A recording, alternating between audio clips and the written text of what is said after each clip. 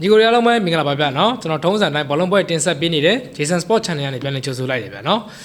မလေးရဆိုလို့ရှိရင်ကျွန်တော်တို့ဒါနော်ဒါအီတလီကက်ရယ်ကျွန်တော်တို့ဒါစပိန်ကက်ရယ်နော်ဟိုကက်ပွဲတွေပေါ့နော်ဒါ quarter final ပွဲလည်းပါတယ်အဲ့ဒီမှာကျွန်တော်တို့ဒါ Tico Body နဲ့ Juven Body ပေးခဲ့တယ်ဗျာနော်ကိုပေါင်းကတော့ကျွန်တော်မရခဲ့ဘူး Tico Body လောက်ပဲကျွန်တော်ရသွားတယ်ဒီနေ့မှာကျွန်တော်ဒါ Premier League ရဲ့ပွဲစဉ်25ပွဲနော်25ပွဲမြောက်လုံးဝဒါဒီတစ်ပတ်ပွဲတွေကအကုန်လုံးကရင်ခုန်စရာပွဲတွေကြီးပဲဗျာနော်မနေ့ပြန်ဆိုလို့ရှိရင်ကျွန်တော်တို့ဒါ Man U နဲ့ Spurs ပွဲနော်ကျွန်တော်တစ်ပတ်ခါ Sunday ဆိုလို့ရှိရင် Liverpool နဲ့ Man City နော်တကယ်ရင်ခုန်စရာကြည့်ကောင်းမဲ့ပွဲတွေပဲဗျာနော်ဒီနေ့တောက်ကြနေ့အစောပိုင်းပွဲဆိုလို့ရှိရင်လည်းဒါတန်းစင်းစုံနဲ့မရောက်ဖို့အတွက်ဒါအကျိတ်နဲ့ရုန်းကန်ပြီးရှင်းပြန်ရမယ် Leeds United နဲ့ဒါ Forest နော်အဲ့ဒီပွဲလေးကိုကျွန်တော်သုံးသပ်ပေးမယ်ဗျာLeeds United နဲ့ Forest ကကျွန်တော်တို့လက်ရှိဒါအမှတ်ပေးစရာရဆိုလို့ရှိရင်အဆင့်16နဲ့16မှာရှိပြီးတော့အမှတ်2နေတဲ့အသင်းတစ်သင်းဖြစ်တယ်ပြီးတော့ဒီပွဲရှုံးလို့ရှိရင်ဟိုနည်းနည်းလေး PR တော့များသွားပြီဗျာနော်ဒီပွဲသာရှုံးခဲ့မယ်ဆိုလို့ရှိရင်နှစ်သင်းလုံးအတွက်တန်းစင်းစုံနဲ့ရောက်ဖို့အတွက် PR တော်တော်လေးများသွားမယ်ပွဲလို့လည်းပြောလို့ရတယ်အဲ့တော့ကျွန်တော်ဒါ Leeds United နဲ့ Forest ရဲ့နှစ်သင်းလုံးရဲ့ head to head အရာကြည့်မယ်ဆိုလို့ရှိရင်ကျွန်တော်နောက်ဆုံးတက်ဆုံခဲ့တဲ့9ပွဲလောက်မှာနော်ဒါ Forest ကဒါ3ပွဲလောက်နိုင်ထားတယ်ဗျာနော်Forest က3ပွဲလောက်နိုင်ထားပြီးတော့เนาะဒါဟိုLeeds United ကဒါ2ပွဲနိုင်ထားတယ်ဗျာเนาะတွဲဆုံမှုနောက်ဆုံး5ပွဲလောက်မှာဆိုလို့ရှိရင် Forest ကဒါတာထားတယ်เนาะပြီးတော့ဒါလက်ရှိဒီနှစ်ရာသီကျွန်တော်ဒါအိမ်ကွင်းပိုင်းဆွမ်းဆောင်ရည်ကြည့်မယ်ဆိုလို့ရှိရင်လည်း Leeds United ဒီနှစ်ရာသီမှာအိမ်ကွင်းတော်တော်ကောင်းနေတဲ့မှာပါတယ်ဗျာเนาะကျွန်တော်ဒါ Chelsea ကိုနိုင်ထားတယ် Liverpool ကိုတရေကန်တယ် Man U ကိုတရေကန်တယ်အိမ်ကွင်းမှာဆိုလို့ရှိရင်ဒါ Arsenal ရောတော့ဒါပြီးခဲ့တဲ့เนาะအပတ်လောက်မှာကျွန်တော်ဒါ Arsenal ကိုတသင်းနဲ့ဟုတ်လားเนาะကျွန်တော်ဒါ 4-0 လောက်နဲ့ဂိုးပြတ်ရှုံးနေခဲ့တယ်ဒါပေမဲ့ဒီပွဲကရှုံးရတာတန်ပါတယ်เนาะဒါ Arsenal ကလည်းတော်တော်ဒီနေ့ရာသီမှာတော်တော်ခြေဆိုင်မှုနဲ့မဟုတ်ဘဲနဲ့တော်တော်လေးကိုကောင်းနေတဲ့အတွက်ကြောင့်ဒီပွဲရှုံးလာတော့ထည့်မပြောတော့ဘူးเนาะအဲ့တော့ကျွန်တော်ဒါပဲလေးကိုနိုင်တယ်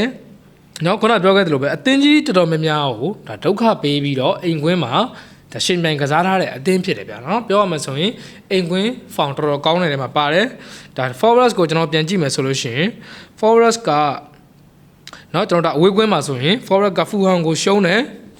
Villa ကိုရှုံးတယ်1-1ကိုနိုင်ထားတယ်ဗျာเนาะ1-1ကိုနိုင်တယ် Arsenal ကိုအိမ်ကွင်းမှာတည်ကန်ထားတယ်เนาะဒါ Europa League မှာဆိုရင်ဒါ Braga ကိုတော့ရှုံးနေထားတယ်ဒါပေမဲ့ဒီနောက်ပိုင်း3ပွဲလောက်မှာခြေစွမ်းပြန်မှန်လာတယ်ဗျာเนาะ Brentford ကိုနိုင်တယ်เนาะကျွန်တော်တို့ Europa League မှာလည်းနိုင်တယ် Palace ကိုဒါတည်ကြတယ်ဗျာเนาะဒီနောက်ပိုင်းပွဲလေးမှာ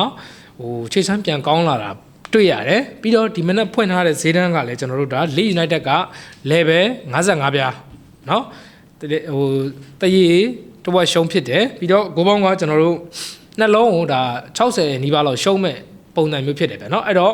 ဟိုပေးထားတဲ့ဒါဒီမနက်ဖွင့်ထားတဲ့ဈေးတန်းရဆိုလို့ရှိရင်ဒီပွဲဒီတရေကြဖို့တော့ရာခိုင်နှုန်းတော်တော်များတဲ့ပွဲဖြစ်တယ်ဗျာเนาะပြီးလို့ရှိရင်ကျွန်တော်ဘောတရေကြဖို့တော့80ရာခိုင်နှုန်း80ရာခိုင်နှုန်းလောက်ထိများတယ်ကျွန်တော်တို့ head to head ရကြည့်မယ်ဆိုရင်ရော Leeds United အိမ်ကွင်းမှာဒါရှင်းပြိုင်ခဲ့တဲ့နောက်ဆုံးပွဲမှာဆိုရင်တော့ဒါ Forest က sorry League ကနိုင်ထားတယ်ဗျာเนาะ2-1နဲ့နိုင်ထားတယ်ဒါပေမဲ့ဒီနေ့ပွဲဒီဟိုတေးကြဖို့တော့ရာခိုင်နှုန်းတော်တော်လေးများရတယ်မှာပါတယ်ဗျာเนาะဘာလို့လဲဆိုလို့ရှိရင်ကျွန်တော်တို့ဒါ Forest ကလည်းဒါအဝေးကွင်းနေမှာဆိုလို့ရှိရင်ဟို Leeds United နဲ့တွေ့လို့ရှိရင်အမေနဲ့ဒုက္ခပေးရတယ် head to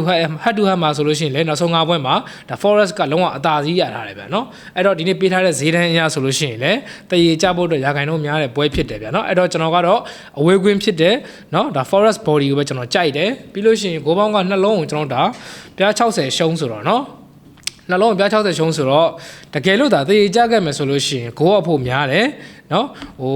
တကယ်လို့ Leeds United ကပဲ99 Forest ကပဲ99 2-1 1-2 တပေါက်သွားမယ်ဆိုလို့ရှိရင်ဂိုးကပေါ်ပြီဗျာเนาะအဲ့တော့ကျွန်တော်ကဒါသေကြမယ်ဆိုရင် Forest Body ကိုကြိုက်တယ်အဲ့တော့ Body နေရာမှာကျွန်တော် Forest Body ကိုရွေးတယ်ဂိုးပေါင်းကတော့2-1 1-2 သွားမယ်ဆိုလို့ရှိရင်ဒါအနိုင်ဆုံးပေါ်မယ်ဆိုလို့ရှိရင်တော့ဂိုးပေါ်ဖို့များတယ်ဗျာเนาะအဲ့တော့ Forest Body ရဲ့ဂိုးပေါင်းအပေါ်ရဲ့ကိုကျွန်တော်ကြိုက်တယ်ညီကိုတို့အကြိုက်တူမှာဆော့ပါနောက်ထပ်တစ်ပွ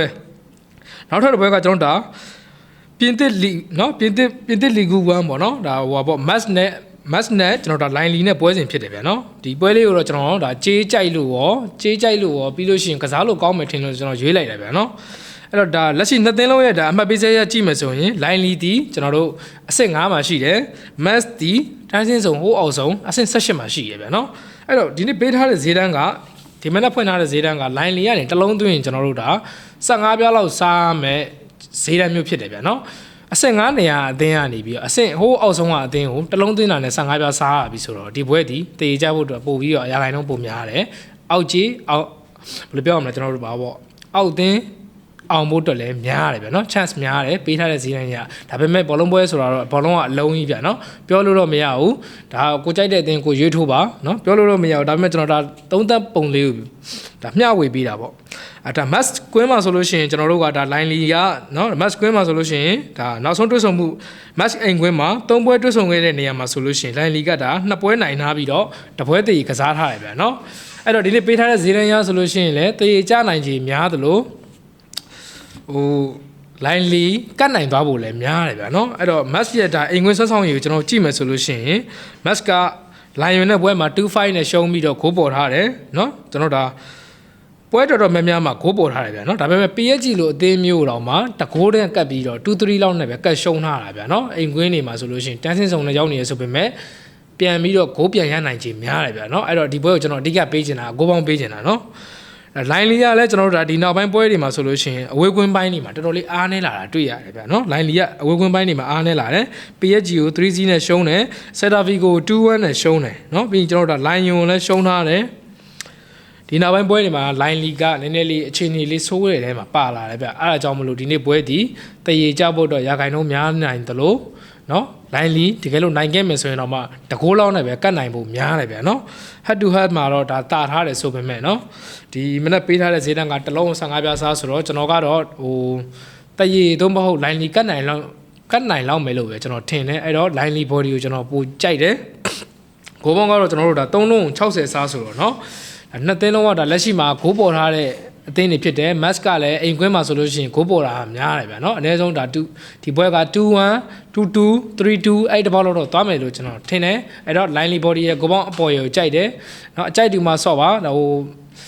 ပွဲတိုင်းတော့ကျွန်တော်တို့ဒါမမှန်နိုင်ပါဘူးเนาะဟိုမှားတဲ့ပွဲလည်းရှိမှာပဲအဲ့တော့ညီကိုတို့အကြိုက်တူတဲ့အသင်းသားဒါရွေးဆော့ပါပြီးရင် channel ပွဲတွေတော့ကျွန်တော်ဒါမောင်းကတ်တွေတပွဲကောင်းနေဖြစ်နေ channel ထဲမှာပဲတင်ပေးပါဗျာเนาะလာရောက် join ကြပါအောင်လို့ဖိတ်ခေါ်ပါဗျာဒီနေ့တော့တော့ပါပဲမနေ့ပြန်ကျွန်တော်တခင်ကြီးမန်ယူပွဲကိုကျွန်တော်တိတိကျကျလေးနဲ့သုံးသက်ပြီးတော့ပြန်လာခဲ့မယ်ဗျာ